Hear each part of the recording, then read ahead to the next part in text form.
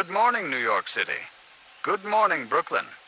Good morning, Queens, the Bronx, Staten Island, and every last soul in Hoboken staring across that river. It is 7 o'clock on the dot on this Monday, the 17th of November, 1952, and you are tuned to WKNY, 1240 on your AM dial. I'm Frank Calloway. This is the Morning Pulse. Pour yourself that second cup of coffee. You're going to want it. And let's take the temperature of this world together.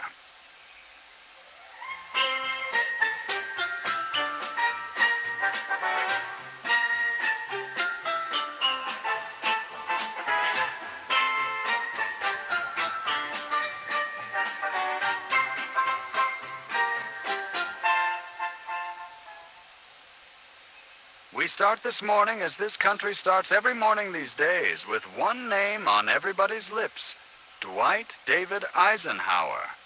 The general won this election 13 days ago, swept in on a tide that hasn't been seen since Franklin Roosevelt was carrying 46 states back in 36. And already, the machinery of a new Republican America is turning over. The president-elect's people have announced this morning that they're setting up a formal bureau, a clearinghouse, if you will, right there at the Commodore Hotel on 42nd Street, to handle what is shaping up to be a very, very large pile of mail. Republicans from coast to coast who helped put Ike in the White House want jobs in the new administration. And why wouldn't they?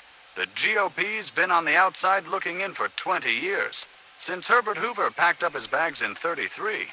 That's a long time to be standing in the rain, folks. The new bureau will be sorting and logging all job inquiries, funneling them to the appropriate departments. Sherman Adams, that's New Hampshire's former governor, the man widely expected to be Ike's chief of staff. He's overseeing the whole operation. The message from the Eisenhower camp is clear. We're going to do this orderly. We're going to do it right. No cronyism, no backroom handshakes. We'll see about that. Washington has a way of turning the best intentions into the same old song. Now, Washington. That brings us to the other side of Pennsylvania Avenue, where the current occupant of the White House, President Harry S. Truman, is using his remaining months in office to do what Harry Truman has always done: fight. Last night, the president appeared before a gathering of religious leaders, Protestant, Catholic, Jewish clergy, all in the same room, and he came out swinging against what he called the curse of bigotry in American life. Truman told those assembled that religious leaders in this country cannot be bystanders. They must be moral warriors. That if a preacher, a priest, or a rabbi sees hatred and says nothing, they are complicit in it. Now, some folks will tell you this is a lame duck president making noise. I'll tell you what it sounds like to me. It sounds like a man from Missouri who knows exactly who he is and what he believes, and he's going to say it whether he's in the White House or back home in Independence. Harry Truman has never been a subtle man. That's both his greatest weakness and, I'd argue, his most admirable quality. And now, straight out of Louisiana, Hank Willis is cooking up something real good tonight. And honey, it ain't just the jambalaya.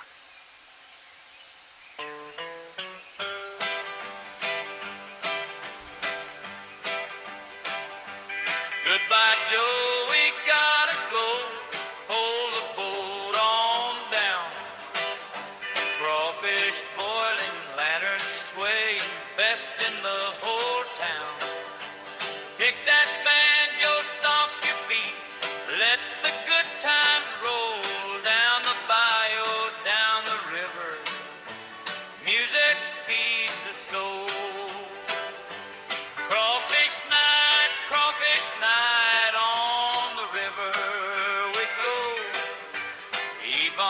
waiting, supper ready, candlelight low. Thibodeau, Fontenot, hear the fiddle play down the bayou, down the river, singing all the way.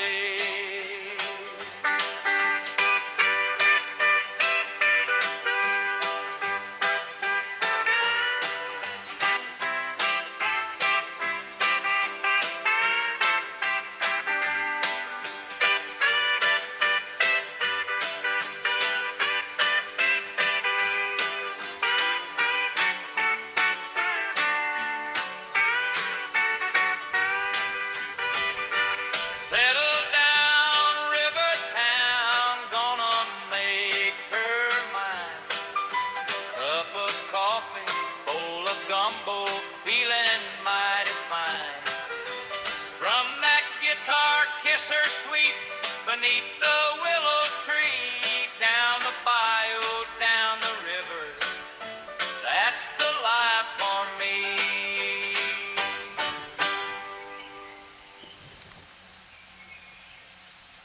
Welcome back to the Morning Pulse.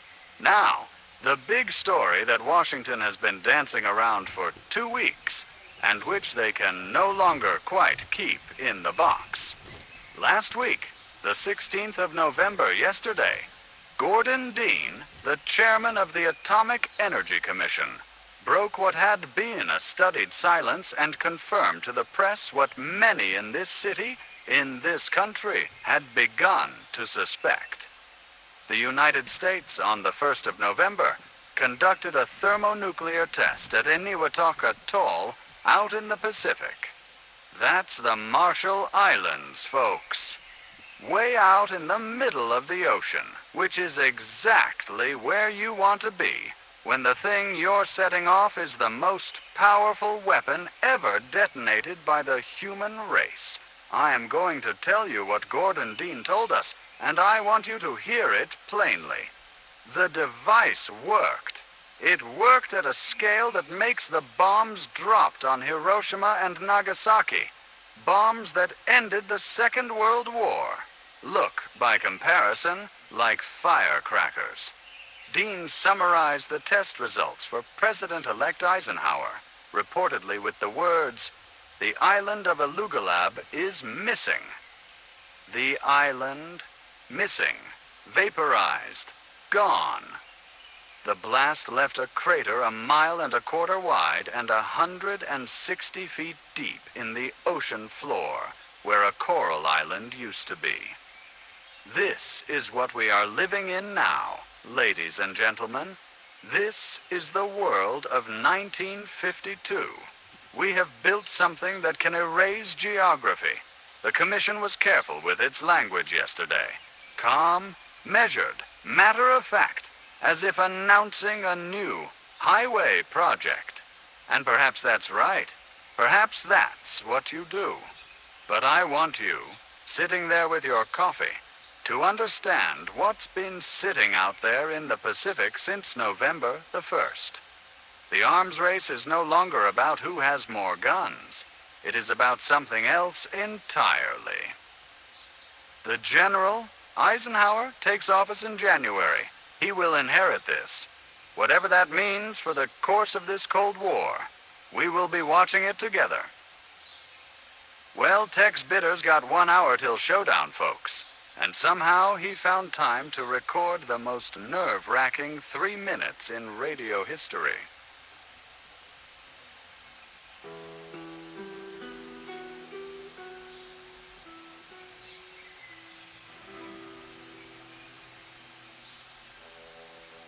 When the clock strikes dust, I'll be standing alone in the street of silence, far away from home. Don't you leave me, darling. Don't you turn away.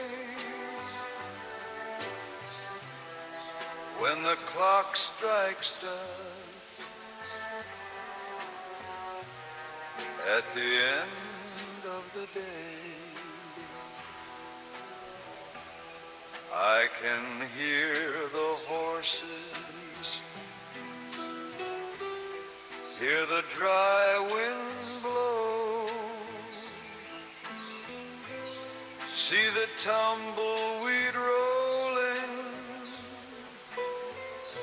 nowhere left to go. One man's got a face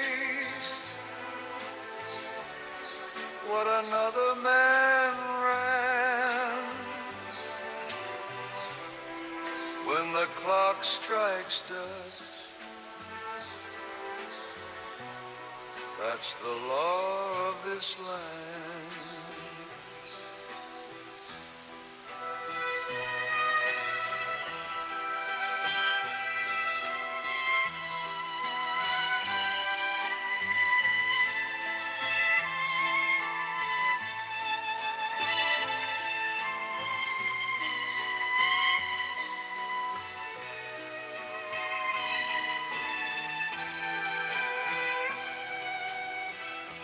When the clock strikes dust,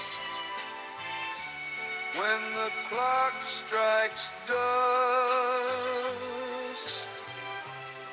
I made you a promise. Now I ride because I must. When the clock strikes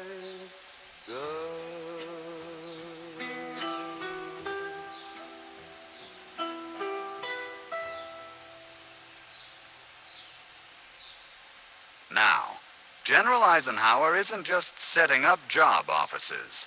He's setting up a whole series of policy briefings right here in New York, Columbia University, where Ike technically still holds the title of university president, though he tendered his resignation last Saturday, effective January 19th.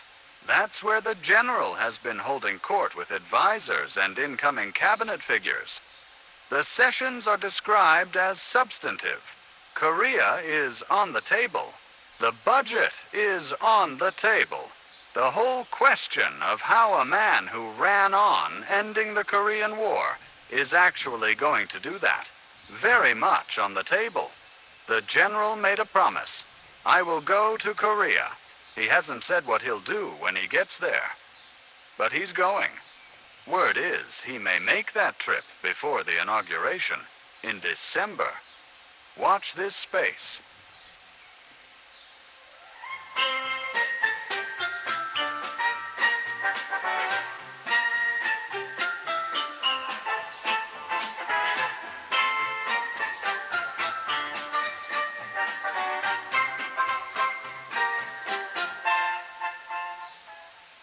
Hee-hee.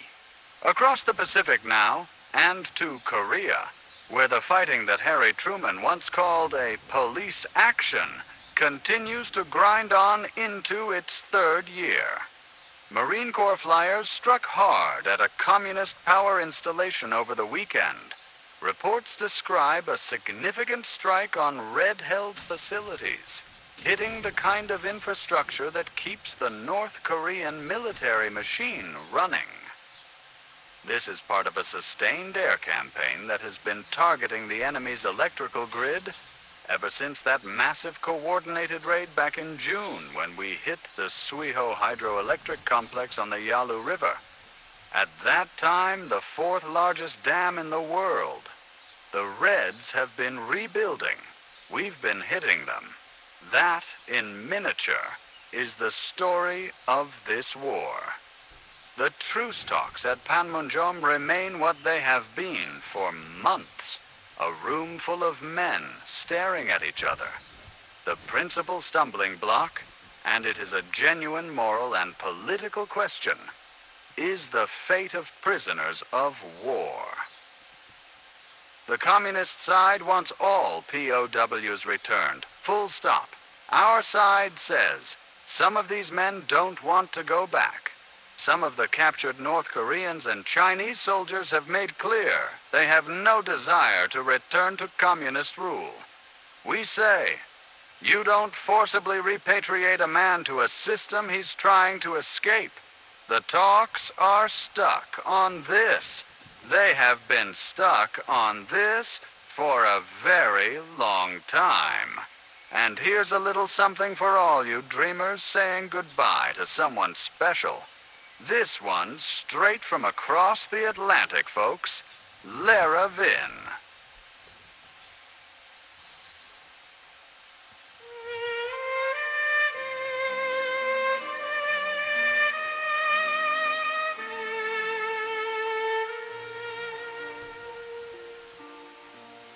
Auf Wiedersehen, my dear, the night is ending. The stars above are slowly saying goodbye. I'll hold the memory of your hand in mine until the day I see you and I. The cobblestones are wet with evening rain. The lanterns flicker soft along the lane. But somewhere past the ocean, past the sea, there'll come a morning, bring you back to me. Auf Wiedersehen, auf Wiedersehen. We'll meet again beneath a kind of sky.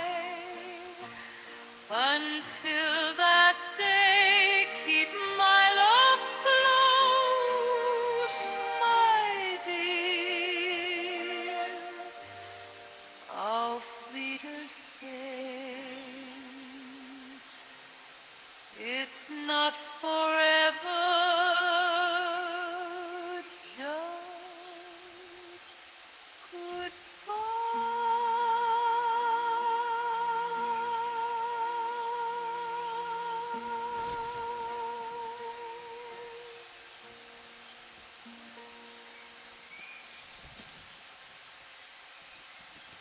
In Moscow, analysts are looking carefully at Soviet foreign policy, specifically at what some are calling a deterring posture in the current international climate. Put simply, Moscow has learned that the threat of escalation, including the implicit threat of nuclear confrontation, functions as a check on American action. They have watched how we have fought this war in Korea, with a very deliberate ceiling on escalation, and they believe they understand the playbook. This is not comforting. A nation that thinks it understands your limits has a theory of how to push right up to them. In the Middle East, and this region is becoming more important to American interests with every passing year, mark my words, there is a cautiously optimistic report from Western diplomats in the region. Peace sentiment, they say, may be gaining ground. There is a belief that some of the Arab states and Israel may be inching toward a more stable, if not exactly warm, accommodation. Do not hold your breath, but do not dismiss it either. The region has surprised us before. Speaking of Israel, the U.S. Embassy in Tel Aviv has put out a formal advisory warning American citizens there to take precautions, given the general volatility in the region. Nothing imminent, according to officials. More of a reminder that this is not a quiet neighborhood. And from Tokyo, concern. Japan, watching the geopolitical chess match between Washington and Moscow, is expressing anxiety about where all of this leads.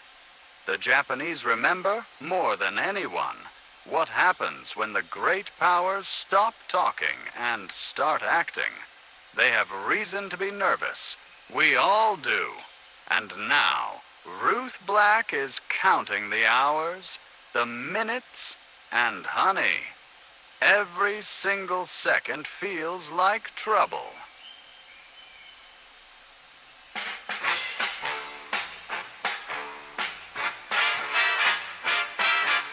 1 o'clock, 2 o'clock, 3 o'clock more. Waiting on my baby like I waited before. 4 o'clock, 5 o'clock, knocking on my door. Honey, when you hold me, I just gotta have more. 6 o'clock, 7 o'clock, all through the night. Baby, when you touch me, everything feels right. 8 o'clock, 9 o'clock, hold me oh so tight. Lord, I can't stop wanting you till the morning light. 1 to 3 o'clock blues, 1 to 3 o'clock blues. I'll wait every hour, baby, got nothing to lose. 1 to 3 o'clock blues.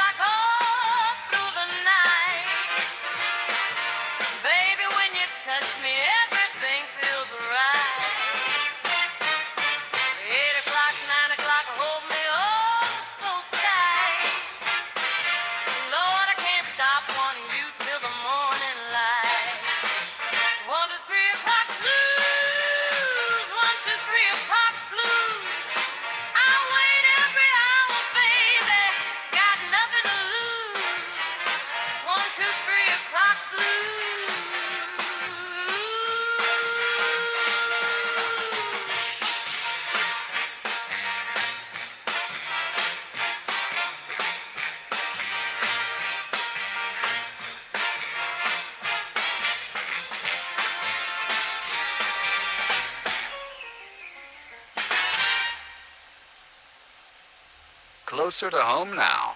And folks, this is New York. So, closer to home can mean a lot of things. The big local story this week is a drill, a civil defense exercise, the largest this city has ever attempted. City officials have been working for months on plans for what amounts to a full-scale practice run at what would happen if, God forbid, an enemy aircraft appeared over New York City. We're talking sirens, wardens, shelter procedures, the works. The boys and girls at the Office of Civil Defense are taking this extremely seriously, as they should. The school children in this city have been doing duck and cover exercises since 1950. Now it's the whole city's turn. I want to say something about this, because I know some of you roll your eyes at these drills. I understand the instinct. But look, 2 weeks ago, we confirmed we detonated a hydrogen bomb in the Pacific. The Soviets tested their first atomic device 3 years ago. We don't get to pretend this threat isn't real just because thinking about it is unpleasant. These drills are not theater. They are practice. And in a city of 8 million people, practice matters. In Westchester County, And this tells you something about the direction this metropolitan area is heading. There have been significant land purchases up in the suburbs for new home sites. The post-war building boom is not done yet. Not by a long shot. People are moving out of the city, into the county, into Long Island, into New Jersey. The suburbs are the future. At least that's what the real estate men keep telling us. Whether it's everyone's future is another question. And a bit of history lost this week over in Brooklyn. The Parks Department has begun demolishing a Dutch mansion built in 1686. That's right, 1686, to make room for park expansion. There are people who are upset about this, and honestly, I understand them. 266 years.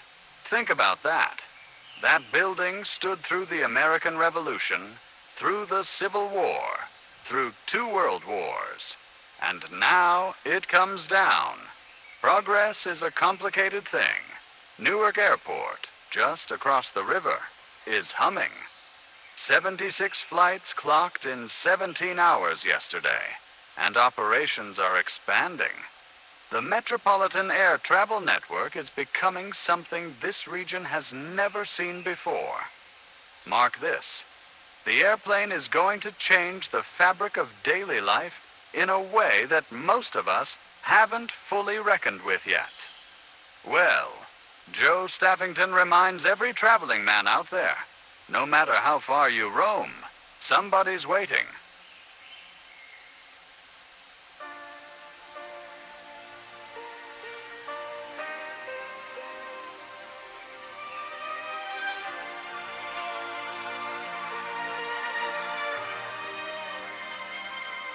See the pyramids along the Nile. Watch the sunrise from a foreign shore. Wander through the markets for a while.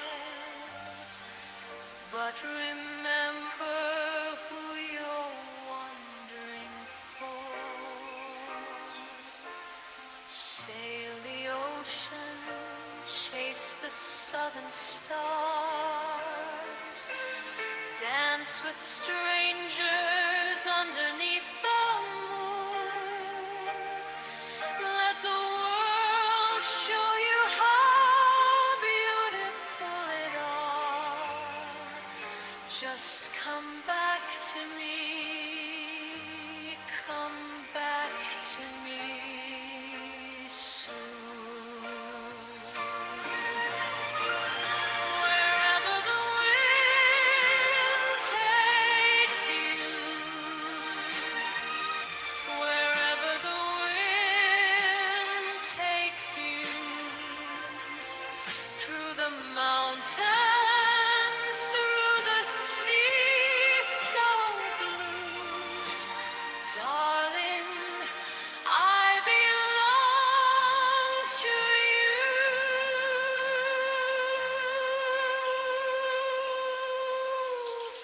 Fly above the rainforest and the plain.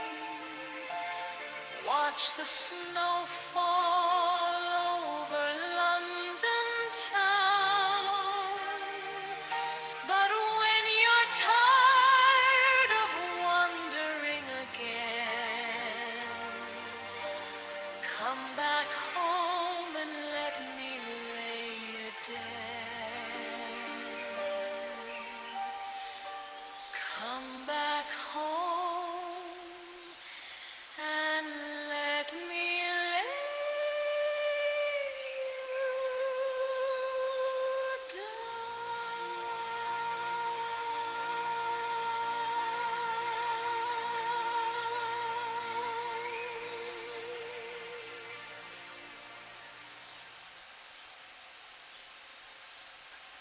All right, football. Yesterday's National Football League results. And to New York fans, brace yourselves. The Giants hosted Green Bay out at the Polo Grounds, and the Packers behind that young Kentucky quarterback, Babe Parilli, put the Giants down 17-3. Parilli has been something to watch this season. The kid out of Beaver Falls can throw a football, and he can run this new offense that Coach Gene Ronzani has been putting together in Green Bay. The Giants, meanwhile, looked flat. The defense gave up too much space on the Packers' sweeps, and the offense never found a rhythm. Head coach Steve Owen has work to do. The result matters beyond bragging rights. Cleveland now holds first place in the American Conference. The Giants needed a win yesterday to stay in contention. They didn't get it. Season's shaping up to be a tough one for New York. Out west, the San Francisco 49ers rallied past the Washington Redskins, 23-17. A two-touchdown comeback in the second half, which is exactly the kind of football that keeps fans in their seats until the final whistle. And in the college ranks, Holy Cross fell, but their quarterback Bob Malloy put up numbers in the losing effort that set a new Eastern College passing record. Records are cold comfort when your team loses, but give the man his due. All right, y'all, hold on to your seats. Floyd Price is back, and he's got something to say about a woman who's driving him absolutely out of his mind.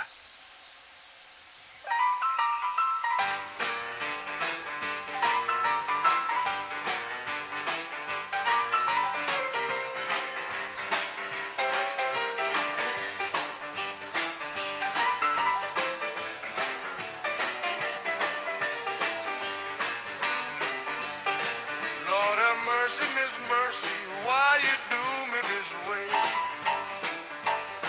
Lord have mercy, Miss Mercy, honey, why you do me this way? You got every man in town just begging you to stay. You take my money, woman, spend it all around. You take my money, woman, spend it all over town. And when it's gone, Miss Mercy, you just put me down.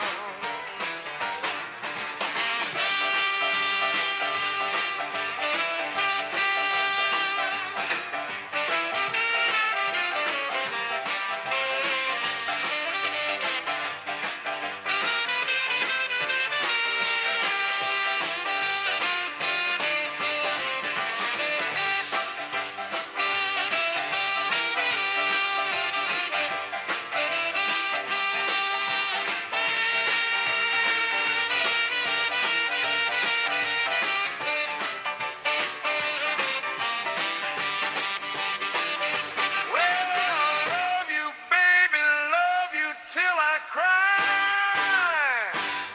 Said I love you, baby, love you till I cry. But Lord have mercy, Miss Mercy, girl, you're killing this guy.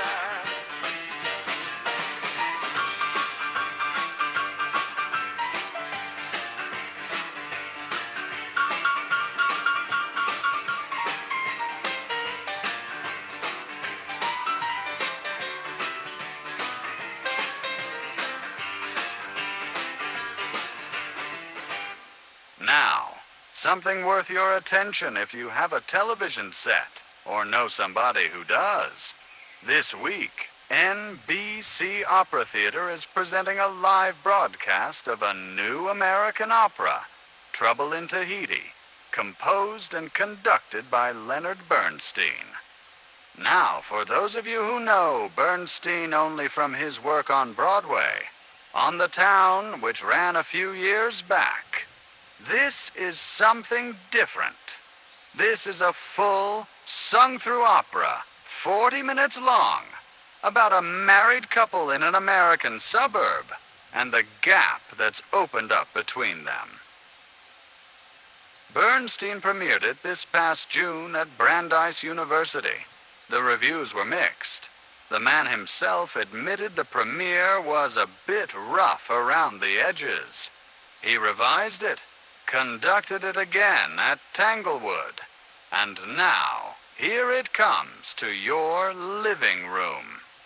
What is remarkable about this piece is that it uses jazz idioms, the kind of music you hear on your radio right now, inside an operatic structure. It sounds like America sounds. It is a critique, a gentle but pointed one, of what we are building in these post-war suburbs. The nice house, the quiet street, the marriage that looks fine from the outside. Bernstein is asking, is it enough? That's a question worth 40 minutes of your evening. In publishing, the book world has been buzzing this fall. The Times this morning gives its attention to several titles worth examining.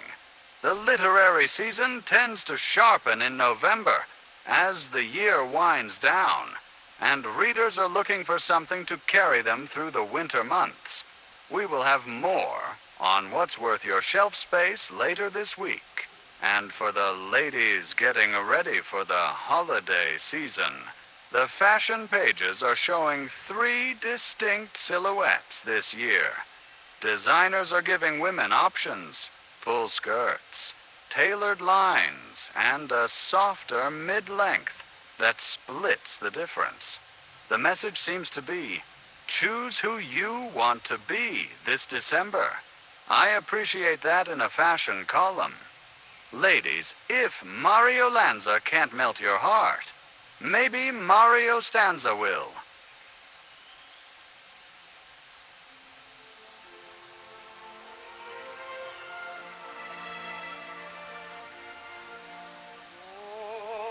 All of heaven knows the way I feel for you.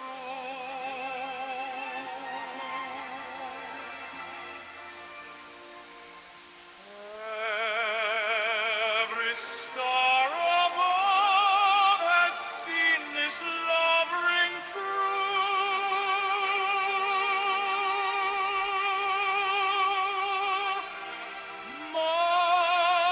Mountains couldn't hold the fire in my soul.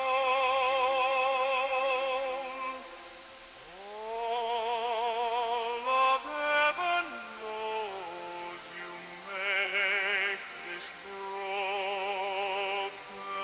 man whole.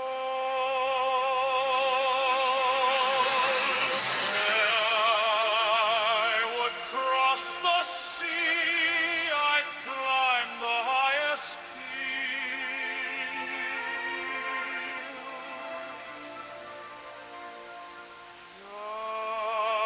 just to hear your voice, just to feel that thrill.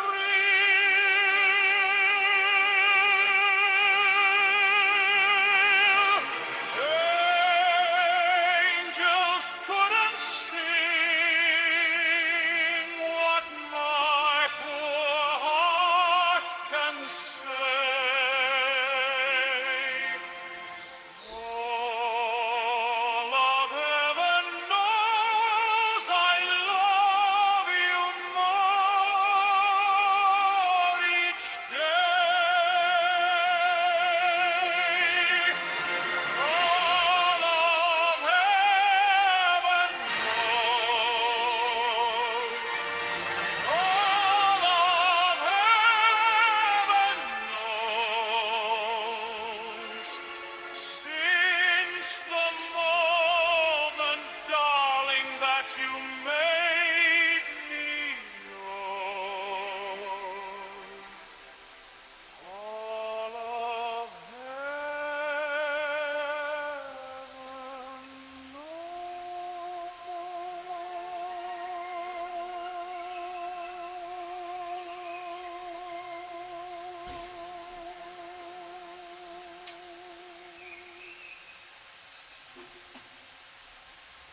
A note from the business desk. The advertising and merchandising world is very much in motion as we head into the holiday shopping season. Retailers are beginning their pushes. Manufacturers are watching the consumer closely. After the lean years of the Depression and the rationing years of the war, the American consumer has money in his pocket and things he wants to buy. And the people who make things have figured out that telling a good story about their product matters as much as the product itself. This is the age of the advertisement. It is something to think about. What it does to a culture when everything, everywhere, is selling you something. Well, K-Star is spinning tonight, folks. And whether fortune lands on you or not, that voice is the only jackpot that matters.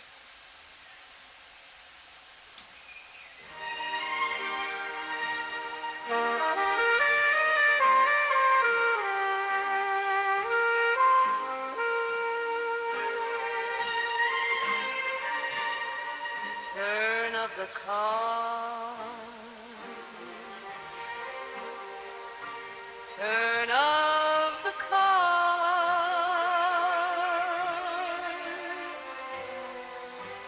Will it bring me love or leave me with scars? I keep on hoping, I keep on believing that somewhere out there you're waiting for me.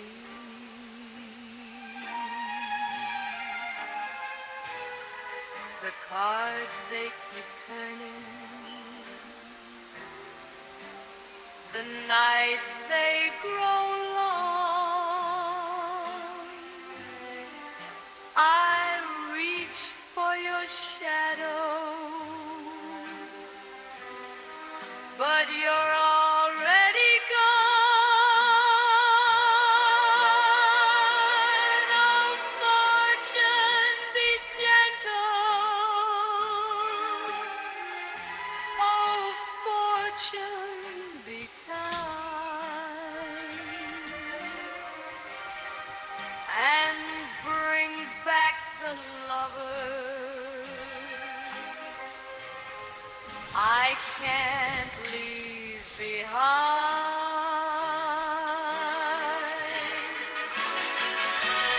Turn of the card, turn of the card. I've wished on the moon, and I've wished on the stars, and still I keep waiting, still I keep dreaming that somewhere out there you're coming to me.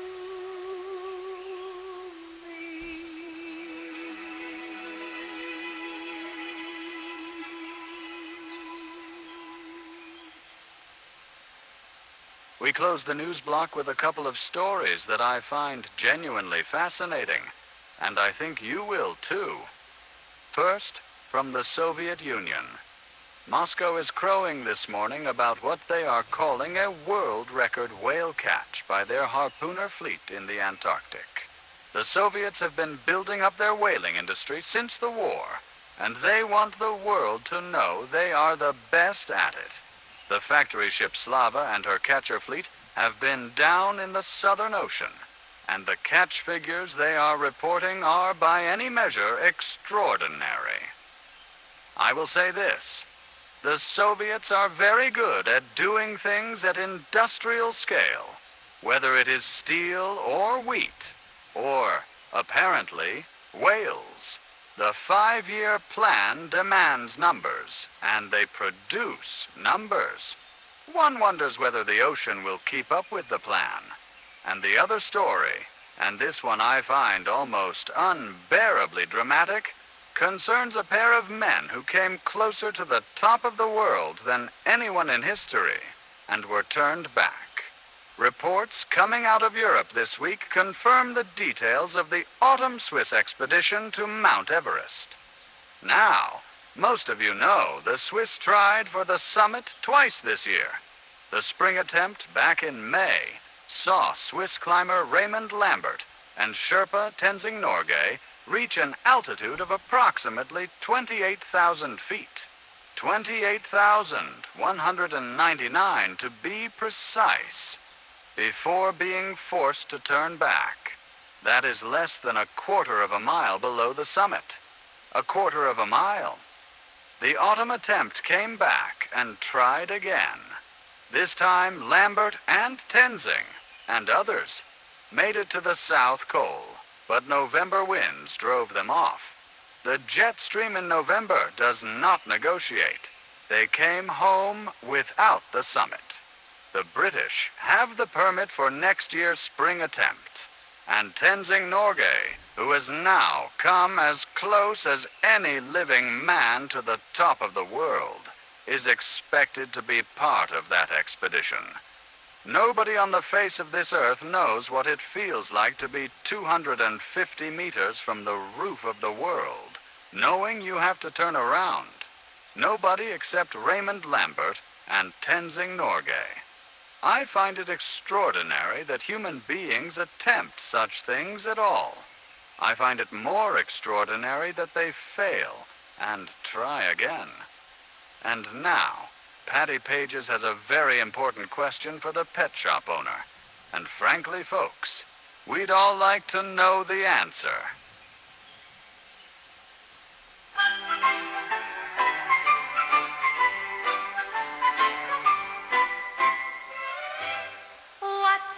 Price on the kitty on the shelf, the one with the ribbon of blue. What's the price on the kitty on the shelf? I do hope the kitty's for sale too.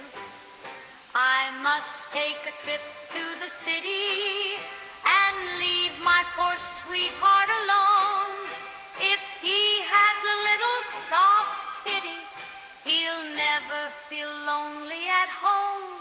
Whoa, what's the price on the kitty on the shelf? The one with the ribbon of blue. What's the price on the kitty on the shelf? I do hope the kitty's for sale too. She'll sit on his lap in the evening and purr till he's ready for bed. What's the price on that kitty on the shelf?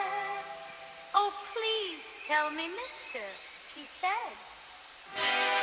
What's the price on the kitty on the shelf? The one with the ribbon of blue.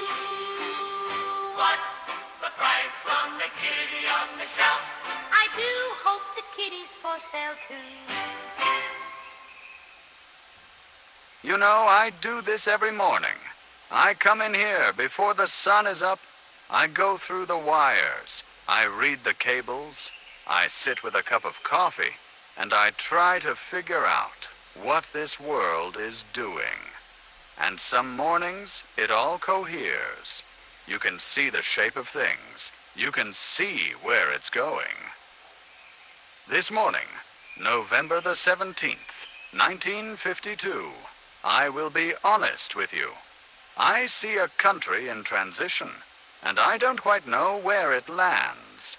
We've just elected a new president, a general, a man who has spent his life understanding that war is sometimes necessary and always terrible. Eisenhower has seen what happens when the worst of it is let loose. He was there in Europe when it was. Whatever else you think about Dwight Eisenhower, he is not a man who romanticizes conflict. That matters in the world we're living in.